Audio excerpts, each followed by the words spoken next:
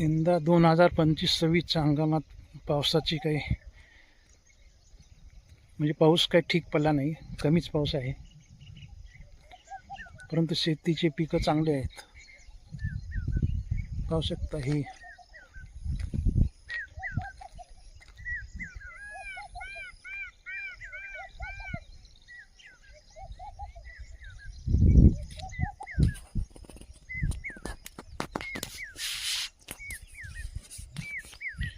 डोंगर माथ्याच्या पायथ्याशी अशी शेती केली जाते.